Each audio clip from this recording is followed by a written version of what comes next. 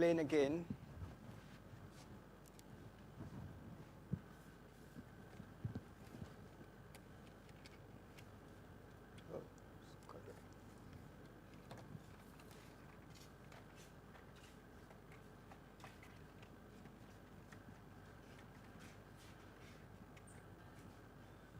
So the canonical curve, see, okay, so here's the background. What we're trying to do is, there's a Hamiltonian on a lattice. Now the person sitting on the lattice who's governed by this Hamiltonian has no idea what the lattice spacing is. Why? Because he has nothing to compare it to. The only length scale in his problem is there's some spacing, which he can call it 1, and all lengths are measured with respect to that lattice spacing. Okay? So from his point of view, there is no meaning to saying taking a continuum limit, because he has he has only one length scale, and that's the lattice length, and everything is in terms of that. So the question is, for a person sitting outside this lattice theory, who's looking at this system, what he's trying to do is to take this crystal and shrink it, shrink the spacing and making it small. As he makes it small, the person who's sitting inside that crystal doesn't know that it's becoming smaller. It's only with respect to the outside person. So the question is, the outside person has a demand that the physical correlation length on this crystal should be fixed. Okay, so there's a lattice like this with some length L0, which the person on the lattice thinks that's 1. The person outside has a means of comparing this with some other scale in the problem. He has some other particle, and he's comparing this with that. And so he has some correlation length that he wants to fix to be this much.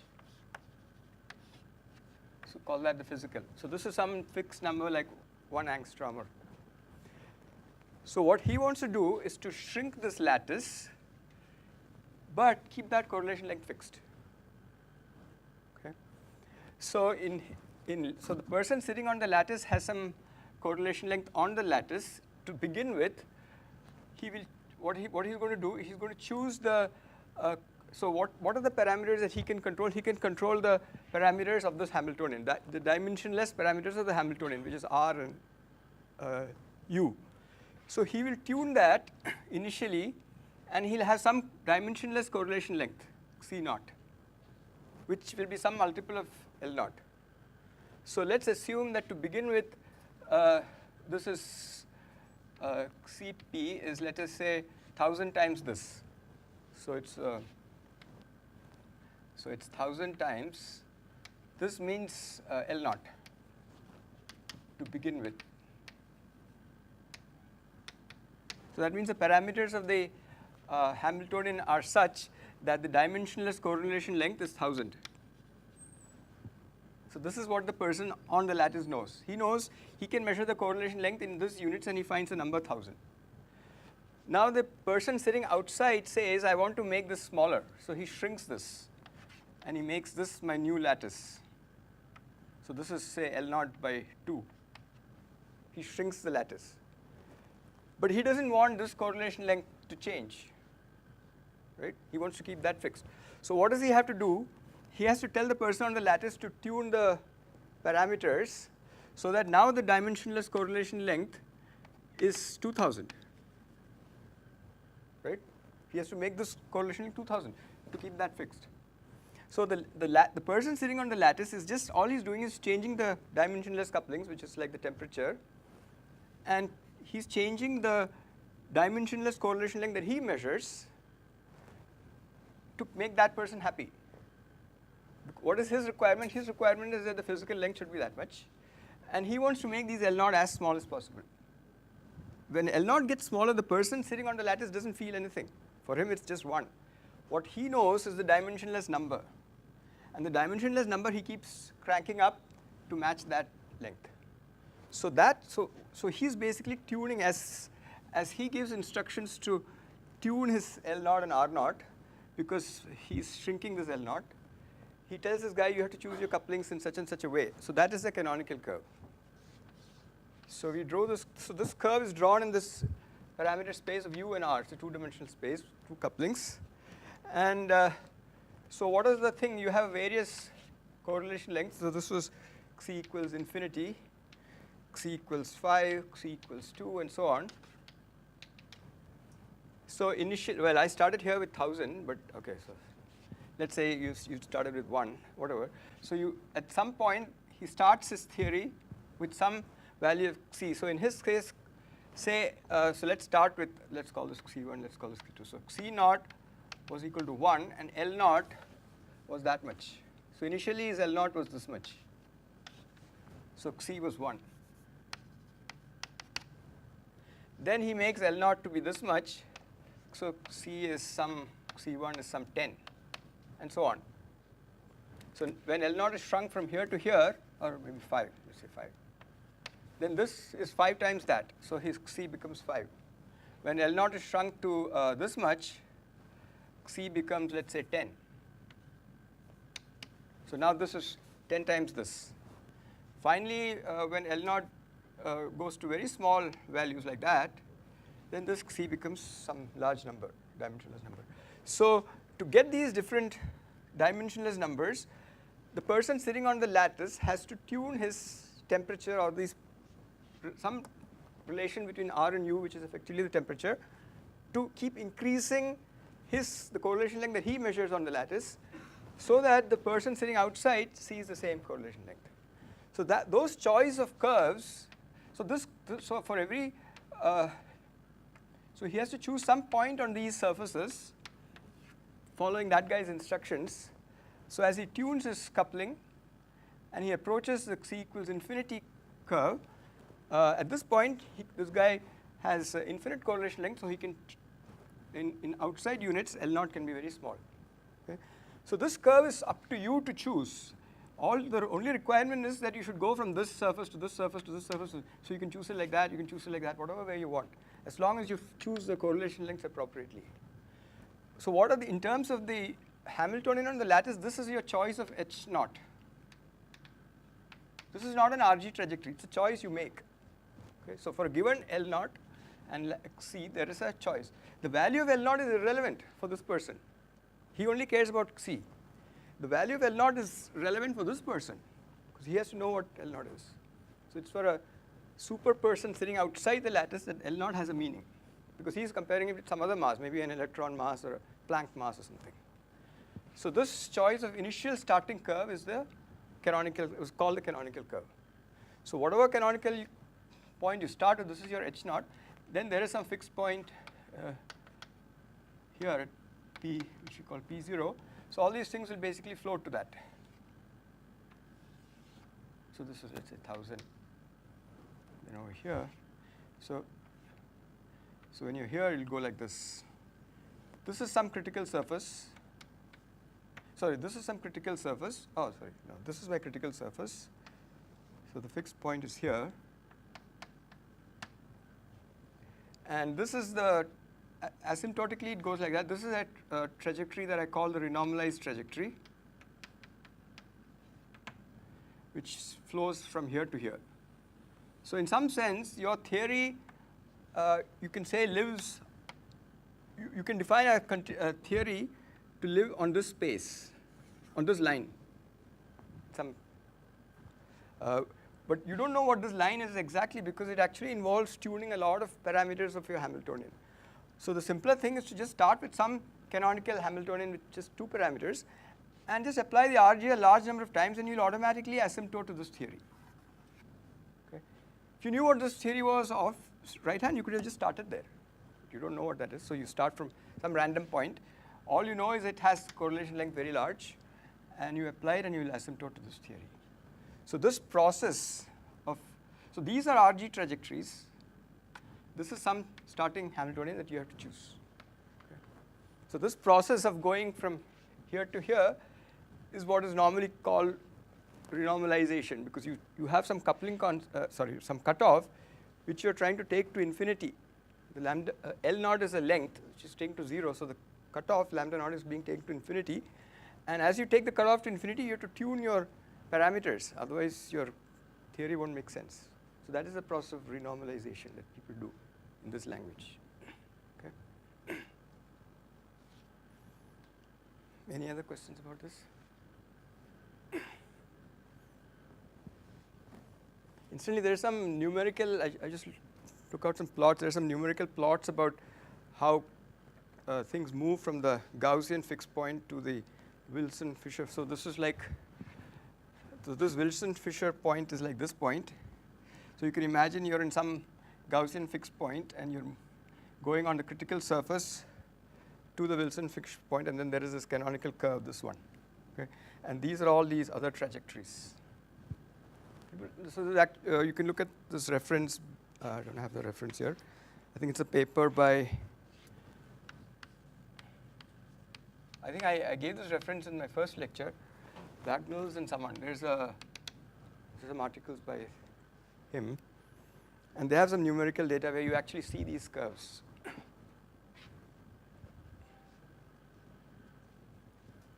So that's what you use to define the canonical surface. Okay.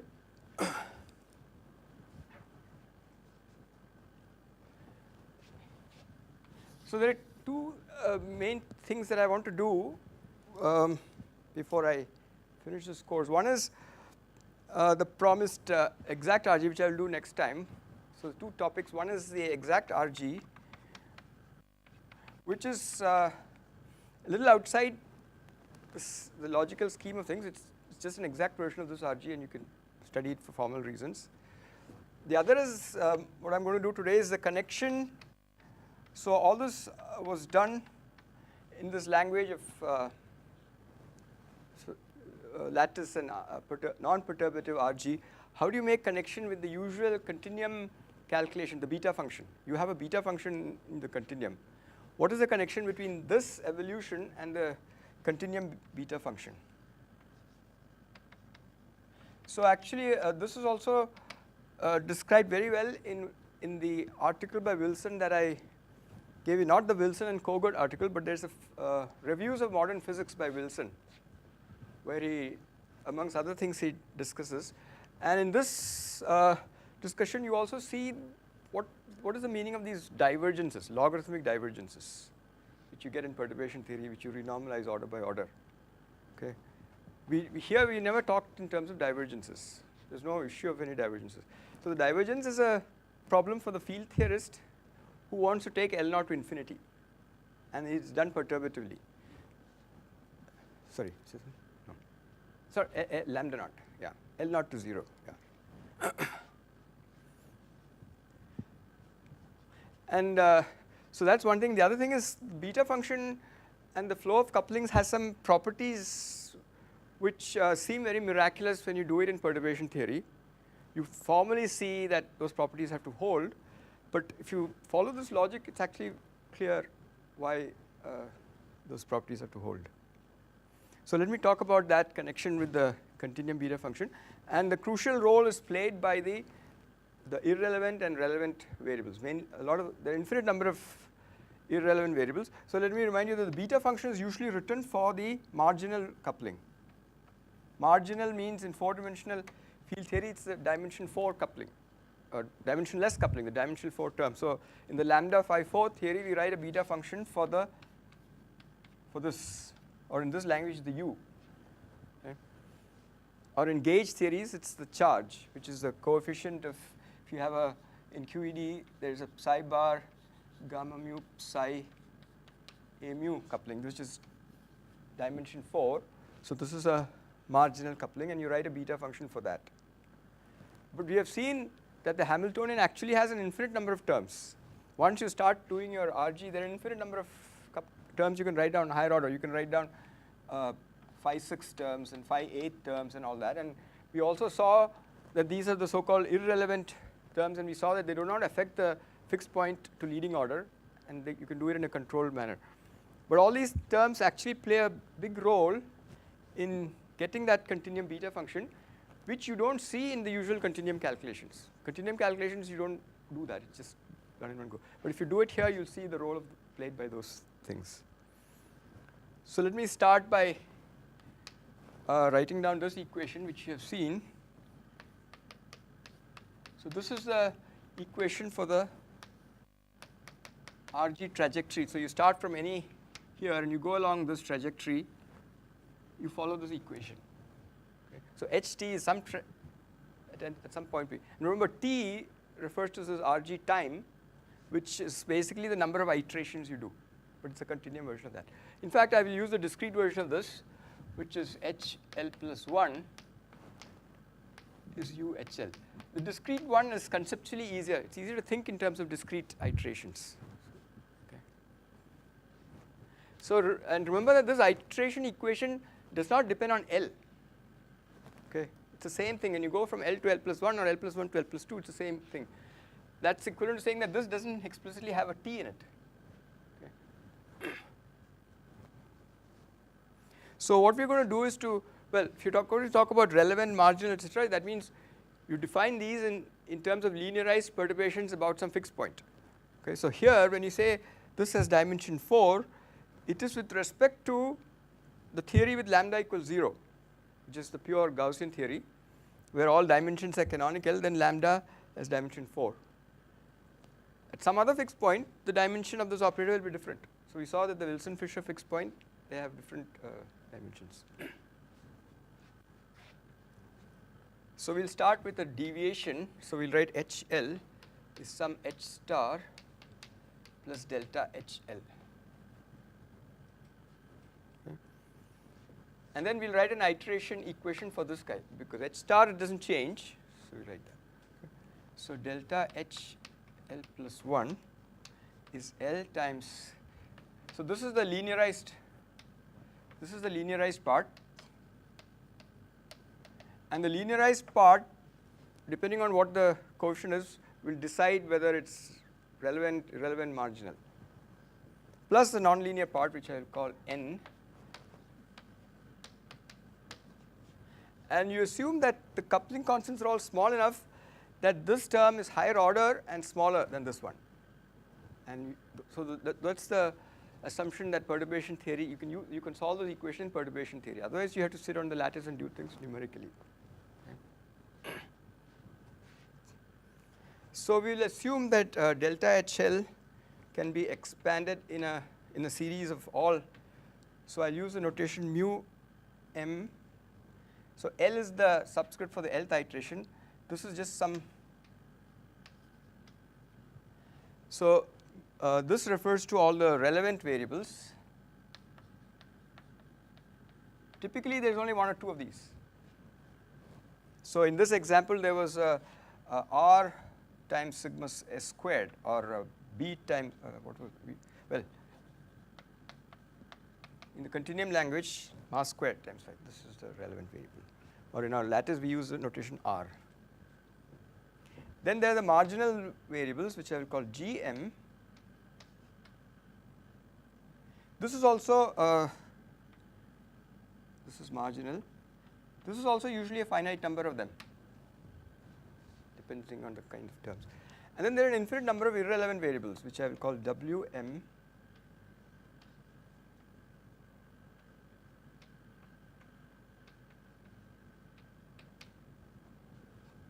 That's the nature of delta HL. And for simplicity, I'll just keep one of this, and one of this. Okay. So I'm going to write my equations in this form. There will be three equations, one for mu. And because mu L is relevant, and we are in this iteration scheme, it's a factor of 2. We are using this blocking scheme. Remember, there was a factor of 4. R prime was 4 times R. This is at 4, plus some corrections. And the corrections will depend on all the, and GL plus 1, because it's marginal, will have GL. So this had the factor of 2 to the power of D minus epsilon or something. So if you're in 4 minus D or something, no, so 4 minus D, and when you're in D equals 4, this is exactly 1.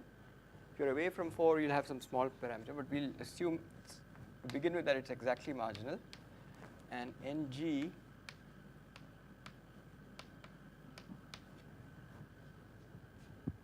and then the WL plus 1 is 1 by 4 WL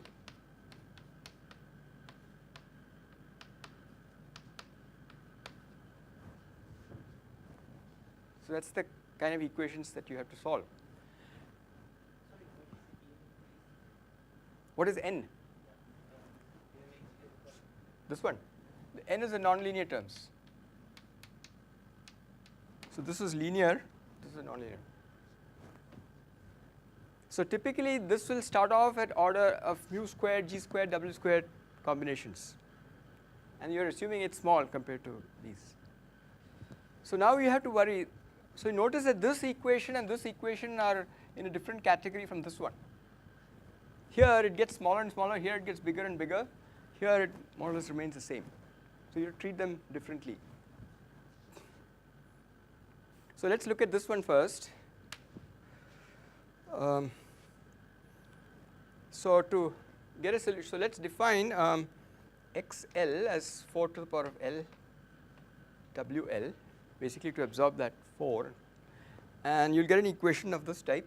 xl plus 1 is xl plus 4 to the power of l plus 1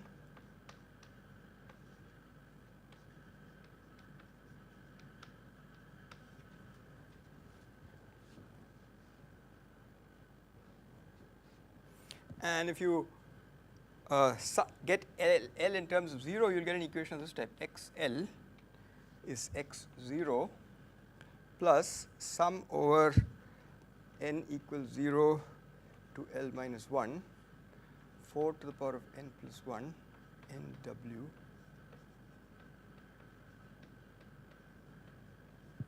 So you're iterating it, starting from 0, you're iterating it L times, you get an equation like this with sum over 0 to L minus 1 that. Now go back and write it in terms of W, you'll get WL is 4 to the power of minus L W naught plus sum n equals 0 to L minus 1, 4 to the power of n plus 1 minus L.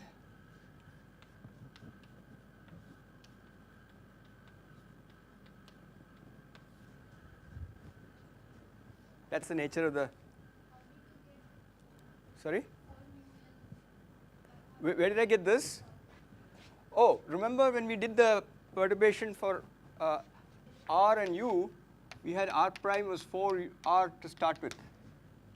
That came from the fact that this operator has dimension 2, so it's when you scale by a factor of 2, you get a power of 2 squared. And irrelevant variable, remember we had a irrelevant variable where UQ had a q to the power of 4 term, and that scaled down by a factor of 4 when you block twice because it has dimension 2 higher. So the higher dimension terms get smaller under this rescaling, so you get equations like this. And the marginal couplings, the U, when D is exactly 4, that 2 to the power of 4 minus D is just 1. So that's this. So that defines what we mean by marginal, relevant, irrelevant.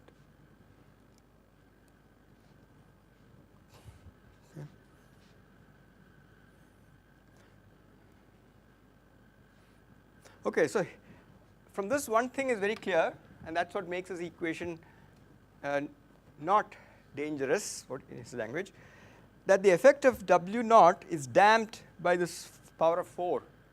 So whatever W naught you start with, the influence of that is reduced by a power of 4. So by the time you've done 10 iterations, the effect of W naught is negligible.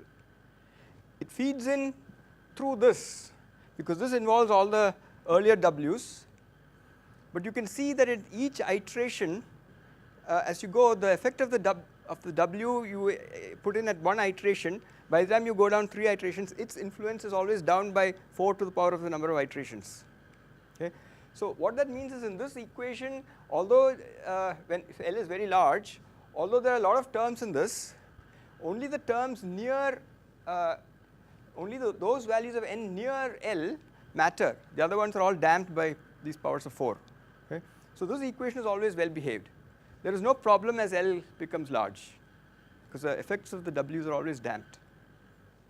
And you can, so this is somewhat similar to the case where we studied the perturbation to a fixed point due to the Q4th term, and we showed that that it's a summable series because of the powers of 2 that kill you. So this equation is not dangerous. There's no problem doing this equation. Okay. You can do a similar analysis for this. Superficially, it's worse because it gets bigger. So what does that mean, it's getting bigger? See here, we're saying you start with some W naught, it gets smaller. Here, you're saying you start with mu, it gets bigger. So what you have to do in this case is, instead of starting with fixing the value of mu naught and letting it grow, what you do is you fix the value of mu at the end point. Okay, so if suppose you're going from L is 0 to total number of iterations is capital L, fix mu L, which is the value of mu you get at the end of the day, because that's the number that you're going to compare with experiment in some sense. You fix that and solve, if you want, for mu naught in terms of mu L instead of the other way around, or mu L in terms of mu L, mu little l in terms of mu capital L. So you rewrite this equation starting from the other end and working backwards, and you'll get an equation that looks like this. I'll just write that for you. What you'll get is mu L is 4 to the power of L minus L. So now you see it's L minus L times mu L. So this is always a negative number because L is always less than L. So mu L in terms of the final value of mu L is always small. Okay? And you'll get minus sigma n equals 0 to L minus 1, 4 to the power of L minus n plus 1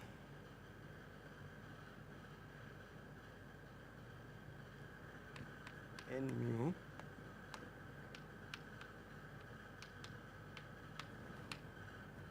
so you're going so this number is always I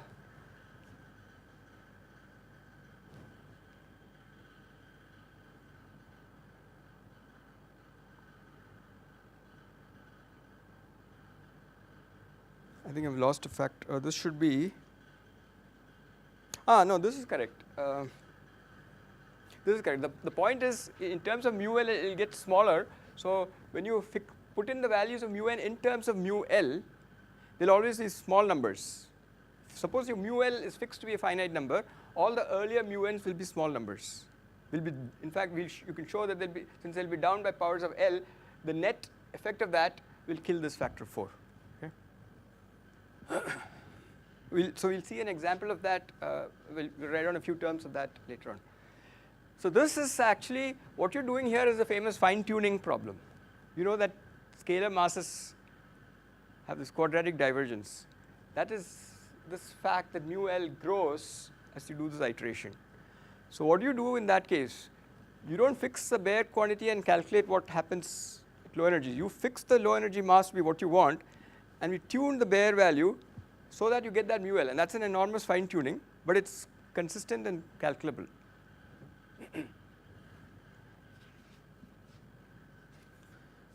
Okay, so the conclusion of this discussion is that these two equations don't give any trouble, because either if you fix the final end, the contribution, only a finite number of terms contribute because everything else is damped. So we have to concentrate on this guy. And eventually, the beta function is written for this coupling. Okay, you don't write beta functions for these. The final theory will be determined. This is the analog of the electric charge or the lambda phi 4 term. So it's this coupling that you're interested in. So this discussion was to show you that these equations are not very dangerous, and all the problems are going to come from this equation. So let's analyze this equation. So the GL equation is G naught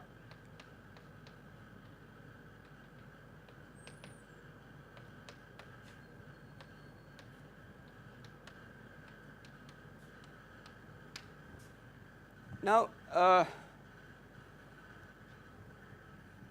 here you immediately see the problem that I've done it L times. I'm summing over n terms, L terms, but there's no damping factor here. Okay, so in terms of, if you have, for instance, a term of order g squared here, it'll come L times. Okay, so let's see that. So let's start. So suppose your ng has a term, let's say c times g squared, c times gn squared. Suppose as n is supposed to be nonlinear. So amongst other things, there will be a term of this type. So let's look at the effect of that term in this equation. So you start writing g1 is g naught plus c g naught squared plus that. Okay. Then you we're neglecting this for the moment. Then you put this into and get g2. So you'll get g2 is g1 plus c g1 squared plus higher things, and in this g1 you put that. Okay. So you get g naught plus c g naught squared, that's this, and then you put it here and you get c times g naught plus c g naught squared. Okay. Now you expand this, and this has a term c g naught squared plus higher order. So what is your equation for g2? So you get g2 is g1 plus 2 times c g naught squared plus higher order. Okay. Now you can easily convince yourself that g3 will be g1 plus 3 c g naught squared plus higher, because there will be 3 terms that contribute. So finally your gl will be g naught plus l times c times g naught squared plus more terms. Okay. What is L? L is the number of iterations you do. So if you're going as 2 to the power of minus L times lambda naught is your lambda, this is basically proportional log. L is basically, up to some factors, it's log, right? The number of iterations you do. So this is your famous log divergence that you get in perturbation theory. Because in perturbation theory, what you do is you calculate a graph, calculate your coupling constant at some energy, starting with some bare here, and you calculate the first quantum correction. So in lambda phi 4, you calculate a graph like this. This corrects your lambda to order lambda squared. And in perturbation theory, you just integrate over all these momenta. But what you're doing, integrating over all momenta from, let's say, your final lambda to lambda naught. That range is what you integrate. That's this factor of L. So that gives you a log divergence. Okay. So here you see clearly what is the origin of the log divergence. It's the fact that you're iterating this equation, basically log lambda naught times large number of iterations. So you have to solve this. Okay, so solve this problem of divergences. So how does, so let me erase this.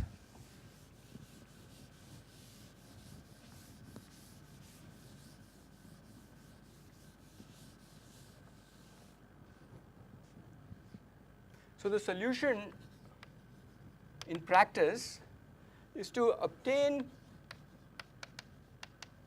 GL from GL naught, not from G naught, but from GL naught, where L naught is near L.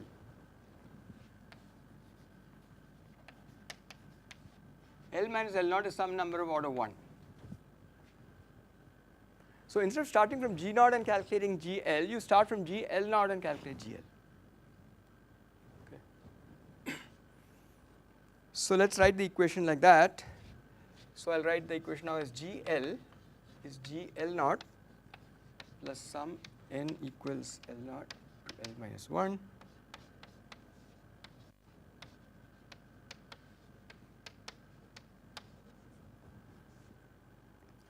So let me write down the other equations also.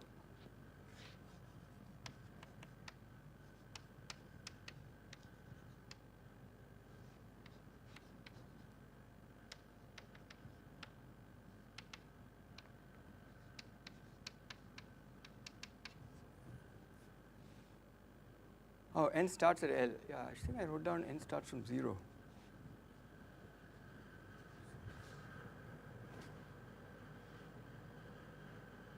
L. That was my mistake.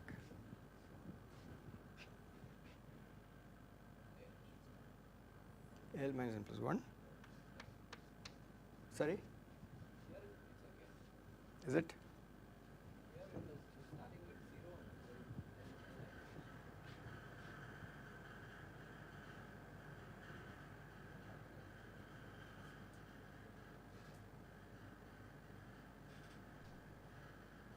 Yeah, I'm actually starting from L and working backwards.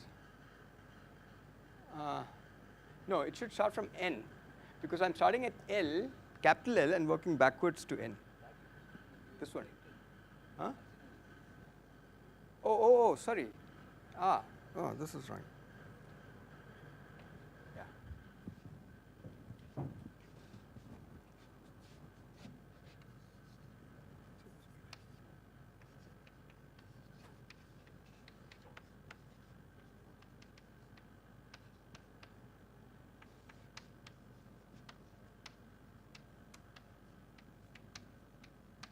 So this is a set. This is the kind of equation we are going to try and solve. Okay, and what you have to see is how you iterate this and calculate a beta function schematically. So solve by iterating. So start with solve by iteration.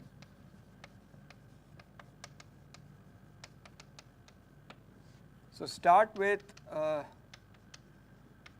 neglecting this and just use that. Okay. So your solution is your starting solution is just this.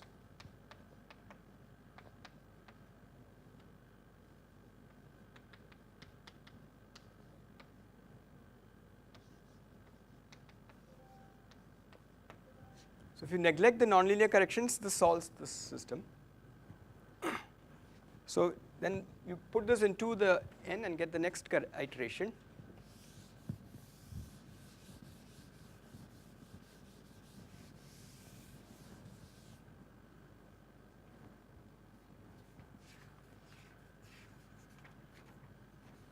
So your next solution, so next iteration,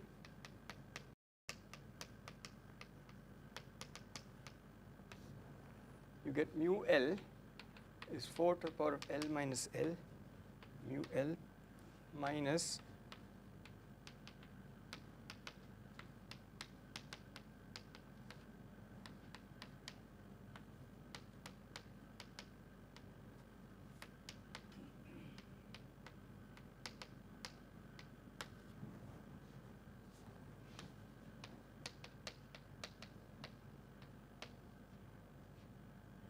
I think this should be plus.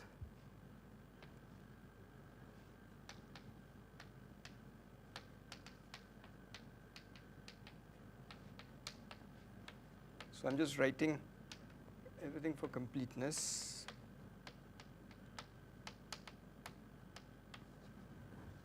So now this is your input values.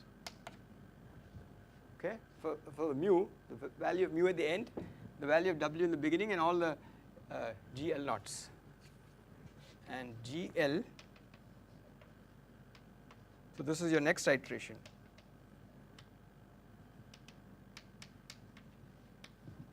Same thing.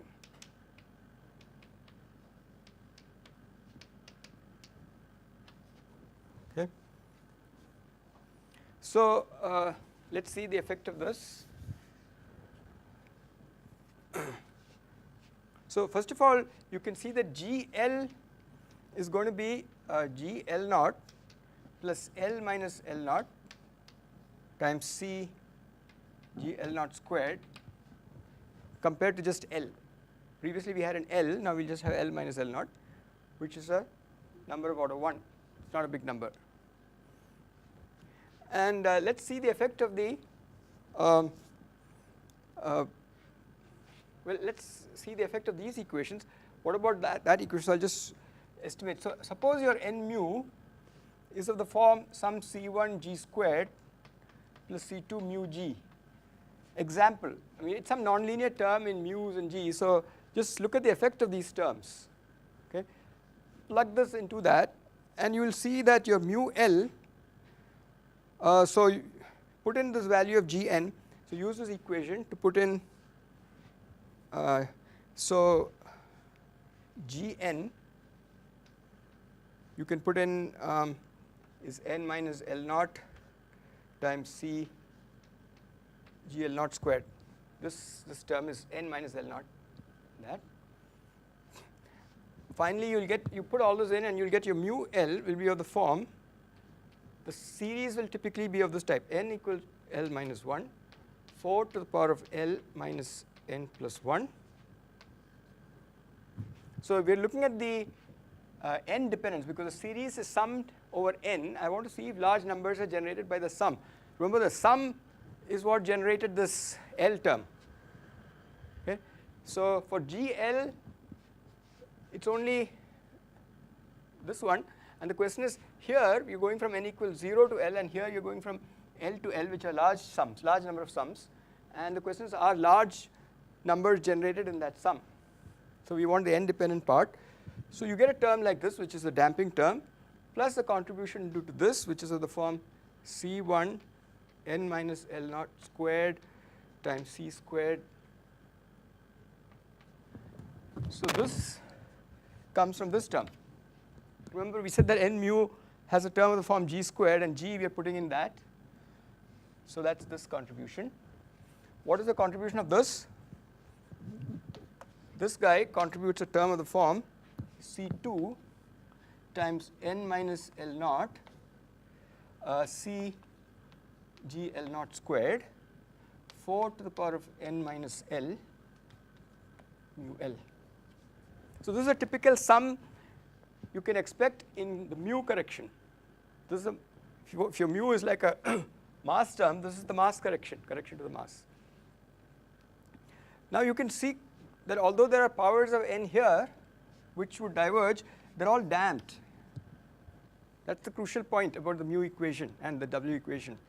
Although you have infinite sums, L is a large number, so you're going to iterate a large number of times from L to little l to capital L. There are an infinite number of terms you're summing, and with powers of n in fact, but they're all damped by powers of 4 to the power, exponentially damped. So this sum is actually not divergent. Okay? It's not a divergent sum. Of course, if you now ask, what is this going to do to mu naught? Your mu naught, remember, was a very small number. It was 4 to the power of minus L times mu L. This will change mu naught quite a bit. Okay? If you remember, our strategy is to fix mu L and calculate your original mu naught, the bare starting Hamiltonian. So if you follow, and so if you work backwards, you'll get a small correction to mu naught to the leading term, but the leading term for mu naught is very small. What is our leading term for mu naught? Mu naught is 4 to the power of minus L times mu L. So the leading term is actually very small. So although the correction is small, it's as big or bigger than this leading term. So mu naught will get corrected. That's the bare value of your Hamiltonian. You have to tune your mu naught. But that's not a problem. That's not a computational problem. Okay? There's no divergence. There's some fine tuning which you have to do, order by order. So this is a large correction to mu naught. But in absolute terms, it's a finite sum. It doesn't affect your calculation. And you can do the same discussion for the W. Okay? So all these terms, because of this damping factor, they don't do create any problems, even after you iterate many times. So we have to now focus on this equation. Okay? So it's always GL equation that we have to focus on. So let's do that and use this. So I'll erase this. So what have we done so far? We've got some. We're doing iteration, and we have these first iteration, second iteration, so on. So let's see what's going to happen. Okay, so now we're going to make some simplifications. What's the simplification we're going to make? We're going to assume that this L naught is a large number. So let's write 1 is much less than L naught is much less than L. So we're starting from the first iteration and iterating capital L times. where capital L, what is capital L? It tells you your initial scale is lambda naught, your final scale is lambda naught 2 to the power of minus L. Okay? So if you really want to go to very low energies, or equivalently if you want to make this finite and take lambda naught to infinity, this L is actually a very large number. You have to iterate large number of times. So we'll assume that L is very large, and we'll assume that you're somewhere in the middle of that range. Okay? So why are we doing that? Because when you solve an equation, the equations, this n iteration had no explicit dependence on L, the form of the equations, but a given solution will depend on the endpoints, and we want to minimize that effect. So we will make this simplification, assume this is both less than L. Since these guys are getting damped, set mu L equals 0. That's also a good approximation, because all these terms are going to be damped. You're in the range where this is a very small number, because you're in this range, in this region. So the W and mu are both going to get damped anyway. W naught is going to get damped, mu L is going to get damped. So you might as well set them to 0 to simplify your problem. Okay. So then you get an equation that has translational invariance, because it doesn't, well, once you set it to 0, you can also send these limits to infinity. You can send that limit to infinity, and instead of starting at 0, you can go to minus infinity. Anyway, your range is infinitely long, so write it from minus infinity to plus infinity. That's just a mathematical. So your equations now start to look like this.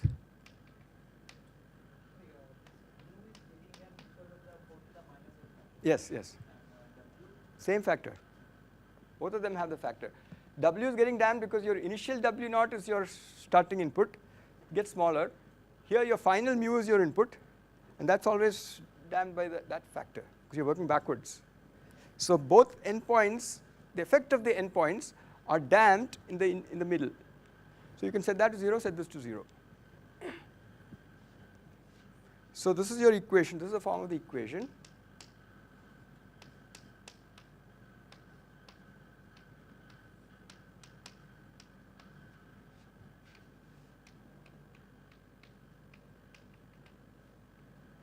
L minus 1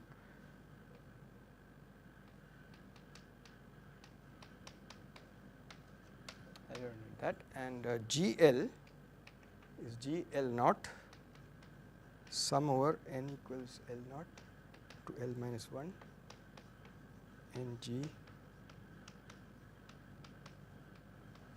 Okay, this is your equation now. You can see the translation invariance is manifest. There are no endpoints. Equation goes from minus infinity to infinity. So translation invariant means if you start with G2000 and go to 2010, or G4000 and go to 4010, the form of the equation is not going to change. So it doesn't depend on where you are in this space. It only sees how many steps you're going. So your solution is going to be of the form, and we'll see what an example of this in a minute. Some function of L minus L naught and G L naught. That's the form of your solution. Okay? So this is important.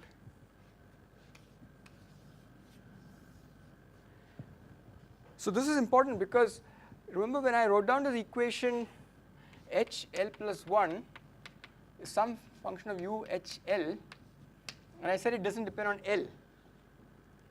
Okay, that is true. So you naively this also has that translational invariance because there is no L here. But it is not automatic that from this the equation for G will have that translation invariance, because to get the equation for G you had to solve for the W's and the mu's. So you had to put in a solution to get the G's. That solution depends on the endpoints. Okay? So that naively the translation invariance you had is broken by the endpoints and the boundary conditions. But by extending the range like that to infinity and setting these to 0, we got rid of that, and we get an equation for G which is translational invariant, which is what you do in the continuum. when you do a continuum calculation, all terms that vanish as powers of the cutoff you set to 0. Okay? And typically you do a mass independent renormalization scheme, so masses are set to 0. So you get an equation purely for G which has this form. Okay? So let's see what it looks like, and I'll just derive the beta function. So let's see. So G. So if you now calculate G L plus 1, so this is 1 now. It's an equation of this type. So what is this V? What is this V? So I've set L naught as L and L plus 1 as 1, so it's just 1. Okay. So what is this? First approximation, GL plus 1 is GL, and Vg of 1g therefore is just G. That's just this equation. Oh, what is this?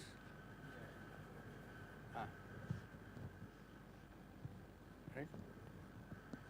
So the first approximation is just that. So Vg is just that. That's the first approximation for Vg. The next approximation, you will get the correction.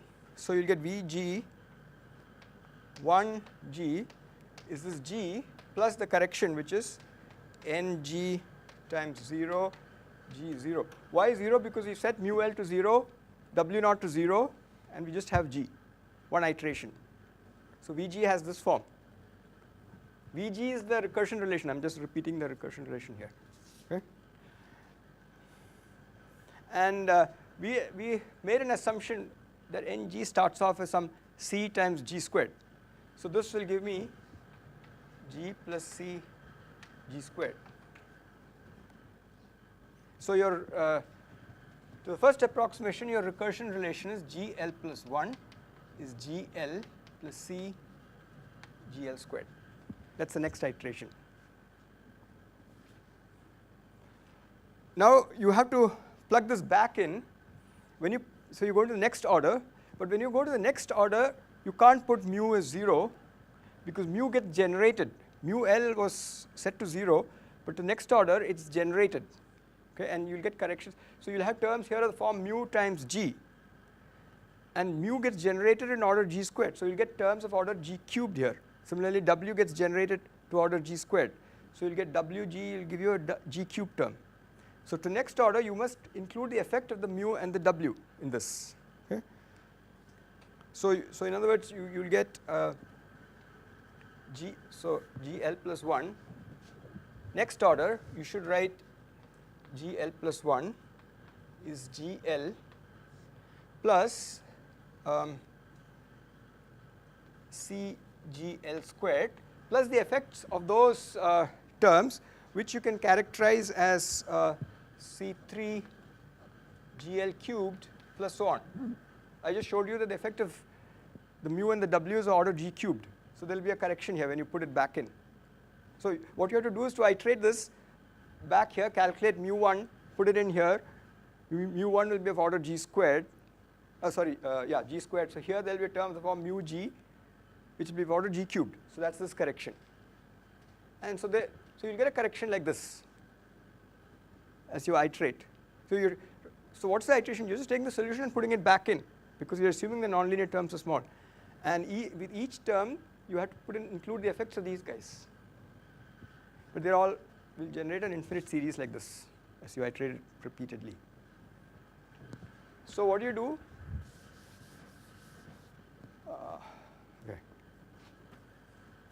Okay, so let's try to get a beta function out of this. Okay.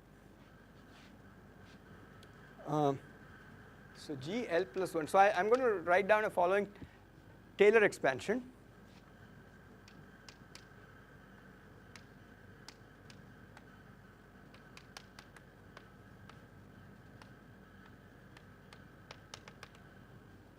Because now I want to get a differential equation for, this is a discrete equation, I'm going to get a differential equation.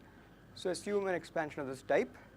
And you can compare this with that and see that dGL by dL is C GL squared plus C3 GL cubed, etc. That's this. And so actually it's dg dl plus half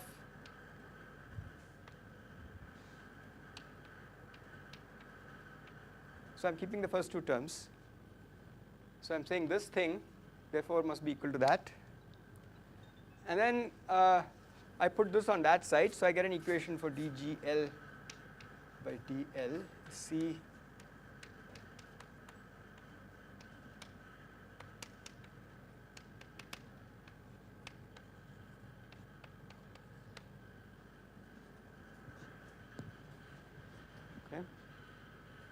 So here we've got an equation for dg by L, but it involves this. But we'll iterate this, so differentiate this equation.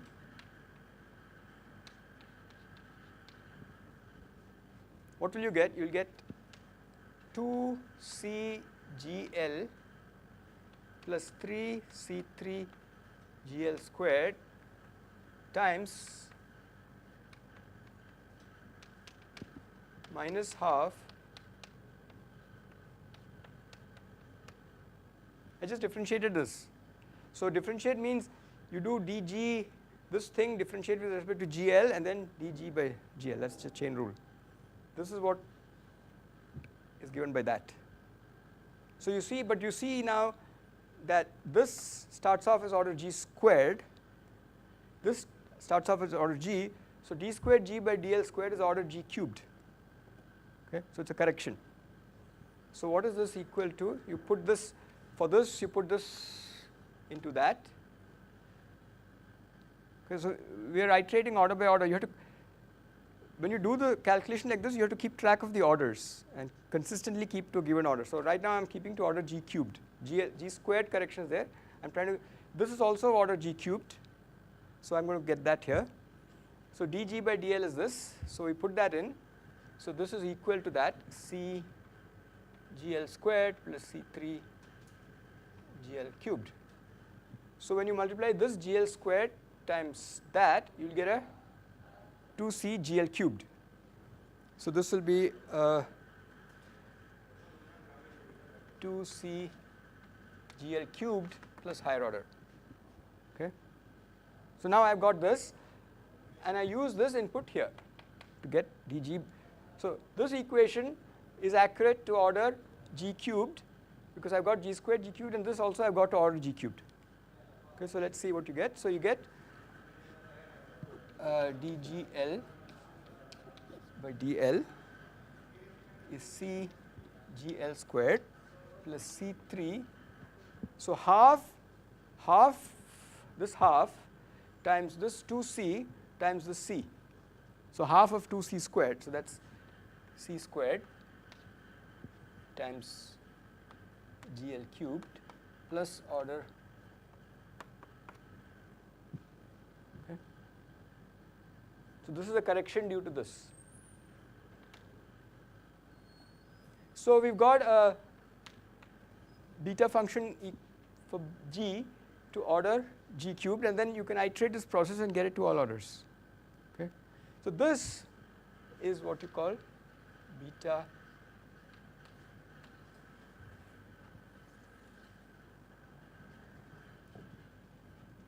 So what's the moral of the story? The usual continuum calculation, which involves only the coupling constant g, actually comes out of these iterations where all the mu's, w's, relevant and irrelevant variables are all involved actively. They participate actively in the set of equations. So at each iteration you have to solve for the relevant, irrelevant variable in terms of the marginal variable, plug it back in, and keep iterating this process. And that's how you generate a equation purely for the g's. You solve. C3 minus c square or just? No, this term dg by dl has a c, and this also has a c. So that's 2c squared, and then there's a half here, so it's 1c squared, and there's a minus sign. So that corrects your equation, and you can keep going. Okay, so you get a beta function. So this is now making contact with your continuum calculation, and now I'll just complete by, well, there's one more thing I want to say, but I'll say that next time. So what's the conclusion? You get an equation of the form dgl by dl is some beta gl, which is this thing.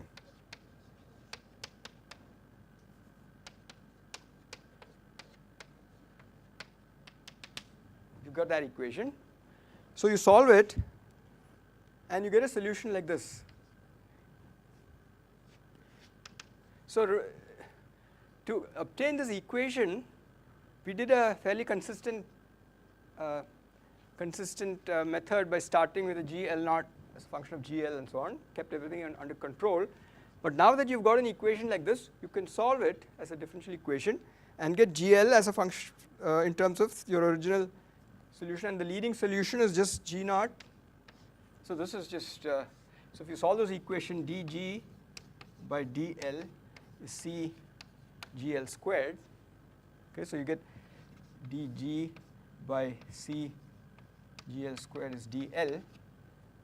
You integrate both sides, and this will give you minus 1 by c gl, and this will give you l, this constant. Okay, so you get an equation of this type, and then you can invert to get gl in terms. So you go from say 0 to l, and here you go from g naught to gl. Okay, so you get a solution like this. G naught. Okay. Now if you expand this, you immediately see, yeah, so you see 1 plus c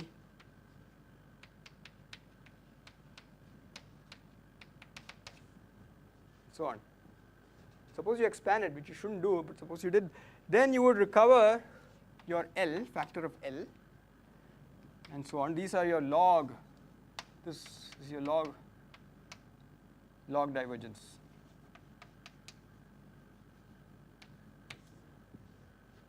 Okay.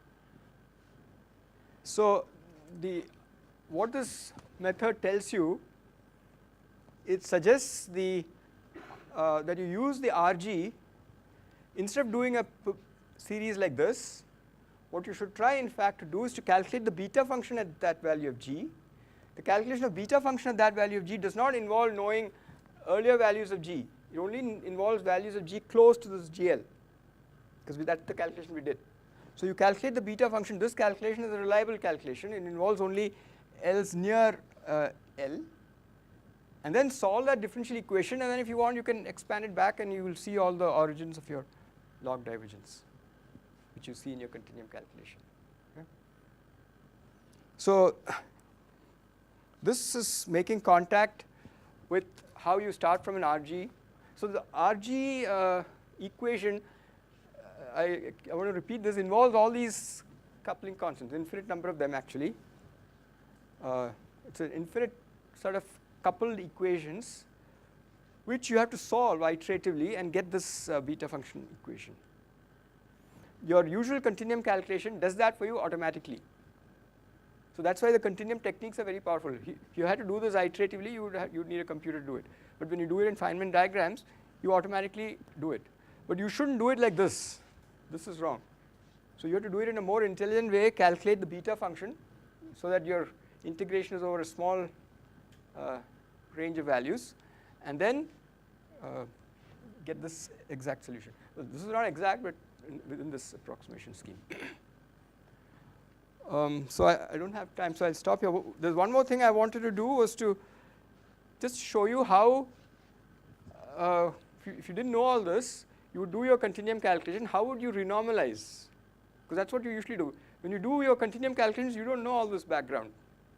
You just calculate, you renormalize your bare quantity, write it in terms of renormalized quantities, and then the divergences seem to miraculously disappear. So there's some structure underlying the equations that allows that to happen, which is clear here.